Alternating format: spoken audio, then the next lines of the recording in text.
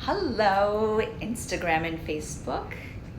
How are you? It's Dr. Emily, functional podiatrist, human movement specialist. So I am doing a series of videos where I'm going to go over some of the top foot pain and top podiatry conditions that we see in a podiatrist's office. I know that you are at home. You might not have access to your doctor or to your podiatrist, but you might be active. You might be working from home. You might be standing on your feet. So I want to be able to help you stay pain-free during this shelter in place. So I'm going to go over 6 of the top foot conditions that we see in a podiatrist's office and how you can take care of these conditions at home. Now, the first condition that I'm going to go over is an ingrown toenail. So an ingrown toenail typically presents in the big toe. Sometimes you can see it in the lesser digits, but let's focus on the big toe. Now, an ingrown toenail in the big toe, we typically see the nail actually growing underneath the skin. So I'm going to show you on my thumb. When you look at how a nail grows into the skin, this is not the end of the nail. Your nail is actually deep into the skin, about that far. Do you see how far back the nail actually is underneath your skin? So when you start to get an irritation of the side of the nail or the base of the nail or the tip of the nail on that corner, your nail is actually irritated much deeper than what you actually see. Now, ingrown toenails typically present when you are cutting them, let's say improperly, or you get pressure. Maybe you kick something and you get a slight trauma to the area. This creates pressure and irritation to that nail. Now, if you are trying to cut your nails at home and you use, let's say, nail nippers that are not completely clean and you nick yourself or you get a little bit too deep, that can introduce bacteria, which then creates an infection. So the goal with an ingrown toenail that's starting to irritate you is we want to prevent that infection. If you're starting to see redness around the area, you want to start by soaking the foot and making sure that you are not cutting the nail further. If you start to see pus in the area or it's very painful, you may have an underlying infection. Now, you may want to get antibiotics. I encourage you to be very careful with antibiotics right now, especially with COVID, because it will decrease your GI microbiome and that can decrease your immune function right now. So let's stay on the side of conservative. You have an irritated ingrown toenail. Maybe you have a slight underlying infection. Now, I must add that I've never written antibiotics, or I very, very seldom write antibiotics for ingrown toenails. So I usually like to take away the aggravating aspect of an ingrown toenail versus treating it like a true infection. So you have this ingrowing irritating nail. You're at home, it's very painful, you're concerned that it might get worse and you don't know what to do. This is what you're going to do. You're going to soak your foot in Epsom salt or hydrogen peroxide. Just get a foot bath, maybe like a bowl where you can put your foot down, or if you take baths at night and you want to put Epsom salt or hydrogen peroxide into the bath or into the bowl. You want to soak your foot for a good 10 to 15 minutes, and you want to do this every single night for a good 5 to 7 nights. You then want to make sure that you are not putting any pressure on the nail. So do not wear tight shoes and don't do any sort of activities that could potentially put more pressure on the side of the nail. Keep it clean, keep it dry, and do not try to do what's called bathroom surgery and to correct this at home. Most of the instruments that we have at home are not sterile, and we do not want to introduce bacteria. I would say probably 90% of ingrown toenails that are starting to first present on the border or at the base with some redness and pressure, they'll resolve with just simply soaking the foot 10 to 15 minutes, Epsom salts or hydrogen peroxide for 5 nights, and avoiding any sort of irritating pressure or picking on it. Yes? So that's what we want for the first condition. If it happens to get worse, I encourage you to either call my office and set up a virtual consultation and I can take a look at it, or you would go to your urgent care center, but please be mindful that we are in the state of COVID. Second condition that we're going to go over is plantar fasciitis. Now, I did a whole video on plantar fasciitis. But plantar fasciitis, or heel pain, is one of the #1 conditions that presents to a podiatrist's office. This is going to be pain in the heel, under the heel, right before the arch, on the inside of the heel. And most people say that they get pain first step in the morning or after sitting a period, and then they get up again, they get pain. That is called post-static dyskinesia. It is one of the classic symptoms of plantar fasciitis, but it's not a symptom of every plantar fasciitis. So if you think you have plantar fasciitis, but you don't have pain when you first get up in the morning, it might not mean that you don't have plantar fasciitis. Some other symptoms is people will say that they get pain the more they stand or the more that they walk around.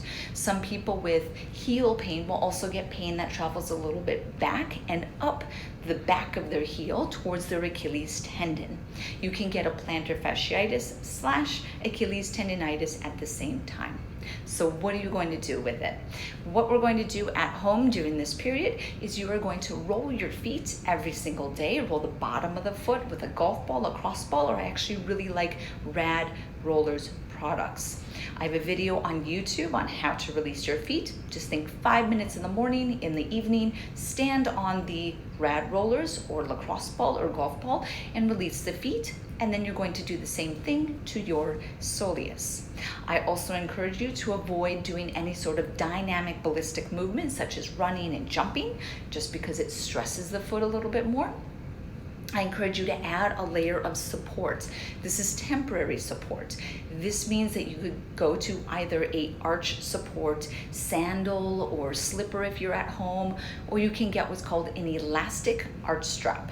The elastic arch strap, you can buy them on Amazon. It's about a 3-inch strap that you slide on your foot. Gives you a layer of support when you are standing and walking around or doing some exercises. Another thing that you want to do is consider icing the foot or using a topical anti-inflammatory. I do not encourage my patients to do oral anti-inflammatories right now just because of COVID and some concerns around using NSAIDs and the way that patients were presenting. So go to our icing or topical NSAIDs. You can get any of those online or at your pharmacy.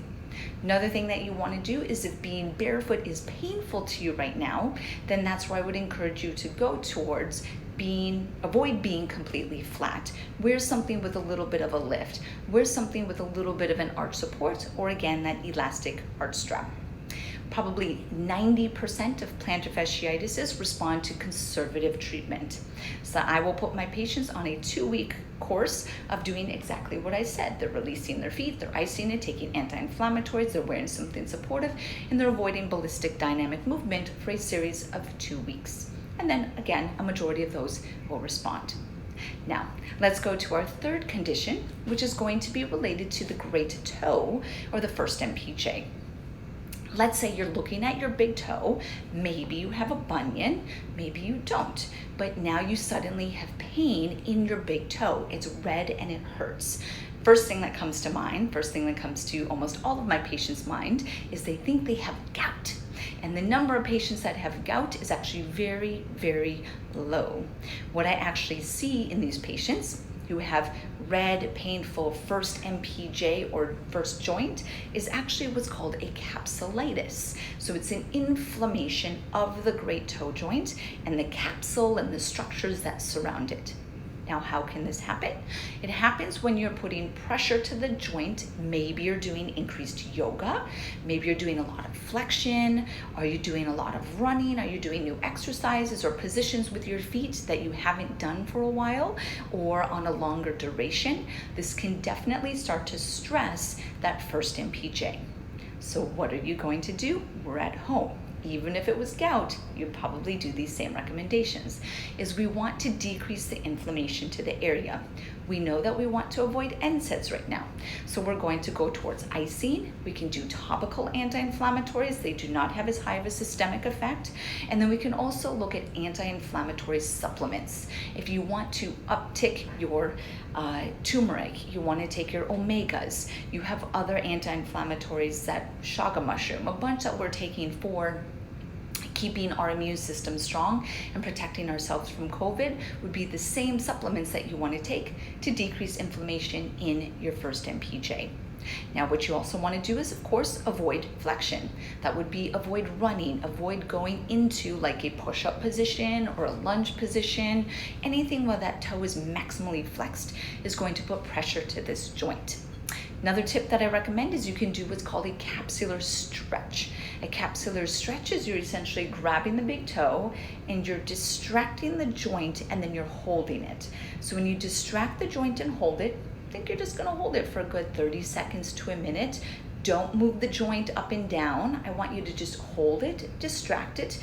You'll actually see the joint pucker.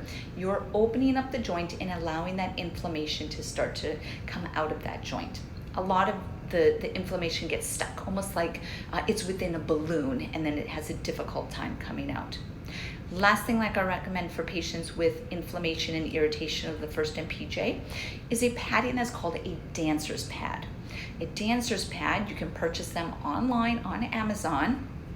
I want you to look for a 1/4 inch felt dancer's pad. And what it does is it offloads the first MPJ to allow that joint to move a little bit easier. So it's one of the tricks that I do in my office to help the patient alleviate those symptoms right away. So again, you're decreasing the inflammation, you're avoiding irritating activities, you're starting to do some joint distraction, and then you want to try that dancer's pad to take some of the stress away from that joint. Now, the fourth condition that we're going to focus on is going to be neuromas. So a neuroma, oftentimes people will think of a Morton's neuroma, but we have more neuromas than just a Morton's neuroma. A neuroma is a inflammation or a scarring of nerves in the bottom of the foot where they cross. So they kind of cross each other, we'll say like this, and then they can form a kind of this interlinking point. Now that interlinking point of the neuroma is various sizes. It's sizes that can sometimes get in the way with the way that the bones start to put pressure through the foot. Now if you start to pinch this neuroma or put pressure on the neuroma, it can get inflamed. So not only do you have a certain size of a neuroma, but then you can have inflammation that sits around the neuroma. It's called perineuroinflammation. So when it comes to how you're addressing neuromas, it has to do with, are you decreasing the inflammation around the neuroma, or are you decreasing the size of the neuroma? Yeah. At home, what we have at our disposal is going to be more focused on decreasing the pressure around the neuroma. So how do you know if you have a neuroma? Most neuromas present as a sharp pain in the bottom of the foot. You will feel the pain when you go into a flexion position. Think like you're either doing a calf raise, putting on high heels, doing a push-up, doing lunges. All of those can trigger a neuroma. It'll be a sharp pain kind of on the end of the ball of the foot. Some people will say it'll feel like there's a wrinkle in their sock or they're stepping on a pea. Some people it'll radiate into the digits. They'll say that their third and their fourth digit fall asleep or kind of tingles into those digits. All of those are classic neuroma symptoms. And then I'll give you a trick that you can do at home to see if you do have a neuroma, or it is used to dictate if you're in the direction of a neuroma, is what's called testing for a Mulder's click. So you want to take your foot, you're going to grab all of the metatarsal heads, and then you're going to squeeze them together. And just keep doing that. When you're squeezing the metatarsal heads together, do you feel a click, or what is the neuroma popping in between the metatarsal heads? That's called a Mulder's click. Does that mean for sure that's the neuroma that's causing your pain? No, but it starts to guide you in the direction of knowing that you have a enlarged neuroma in the ball of the foot. So what are we going to do? My recommendations for what you can do at home are going to be to take pressure off of that neuroma. We want to spread the metatarsal heads and make sure that they're not potentially pinching that soft tissue. So we're going to go for what's called a metatarsal pad. Again, you can buy this on Amazon. I recommend getting a 1/4 inch felt metatarsal pad, and you want to place it in the ball of the foot. I have a video on my YouTube channel showing you exactly where to put the metatarsal pad, but you want to make sure that it's in the ball of the foot, not on the ball of the foot. It's just short of the ball of the foot. You can see great pictures and videos of those again on my YouTube channel. Next thing that you want to do is get what's called Correct Toes. Correct Toes is a silicone toe spacer that's going to stretch all of the small muscles and tendons that sit along the ball of the foot here. And you just want to create a little bit of a stretch to that tissue. And then the final thing that you want to do is you want to release the soft tissue in the bottom of the foot. I like to use a product by Rad Roller. They're actually called Rad Rounds. They're these 3 different size balls. There's a black one that's really small. It's hard, so watch out, but it's great at getting in between your metatarsals. So releasing the fascia and the muscles in the bottom of the foot. For inflammation, you can do topical. Again, these structures are deep within your foot, so sometimes it's hard to access them. Please do not do oral anti-inflammatories right now. You can ice or do topical. And then I would stay with that until you're able to go to your podiatrist and follow up. Now, your 5th condition that we're going to speak about is posterior tibial tendon pain. So post-tib tendon pain, your post-tib muscle lies deep within your lower leg, and it's going to wrap around the inside of your foot. On the inside of the foot, and it's going to insert onto your arch. Now, post-tib pain typically presents along the inside of your ankle. So most patients will say, I have pain in my ankle, and they'll point to their post-tib, which sits along the inside of that ankle. Now, where you typically feel posterior tibial pain is when you're doing a flexion or a calf raise, or you're going into high heels.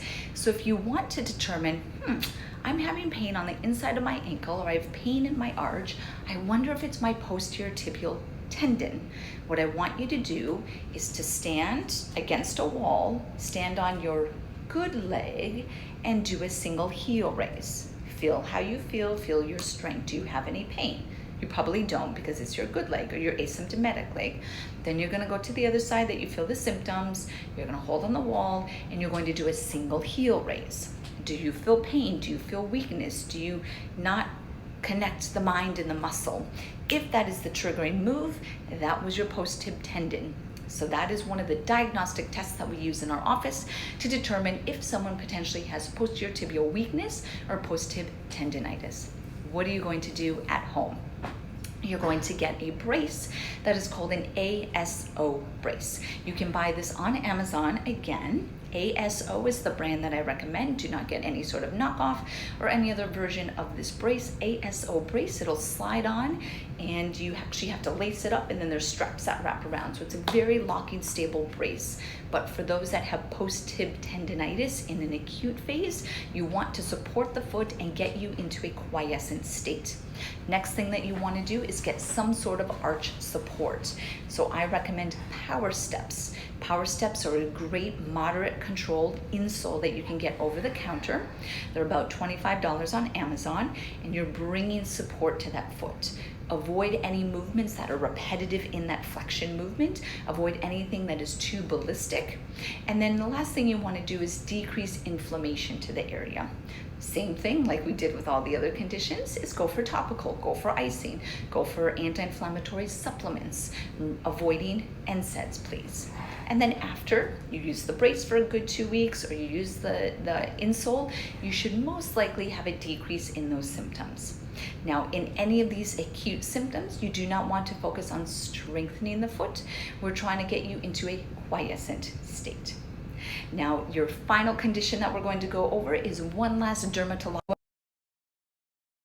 Is going to be a dermatological one.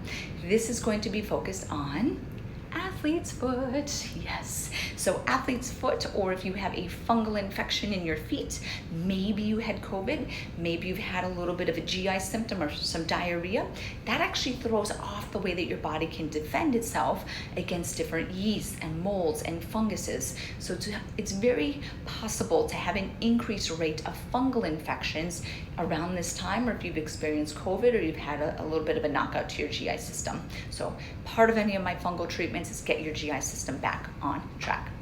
Other ways to address fungal infections is you can get tea tree oil. Tea tree oil is my go-to topical naturopathic way to address fungal infections. You can also use what is called Betadine. Betadine is a drying agent. It's also antimicrobial, so it's the brown/yellow antiseptic that you can get from the pharmacy. Now, if you have athlete's foot, you want to look in between your toes. If they are wet, that's where you want to use Betadine. Betadine is going to dry out in between your toes. And then you could paint with Betadine if you have fungal infections on the rest of it, tea tree oil to the rest of the foot, or you could use an over-the-counter anti-fungal cream for the rest of the foot. If you have antifungal or if you have fungus on your nails, completely different. You cannot use a cream, Betadine. You must use a nail lacquer. Conversation for another point. Yes? And then if you feel like you are using these topical antifungals every day for a good 2 to 4 weeks and you're not getting a response, please let me know, call my office, make a virtual appointment, or by that time maybe you can get back to your podiatrist.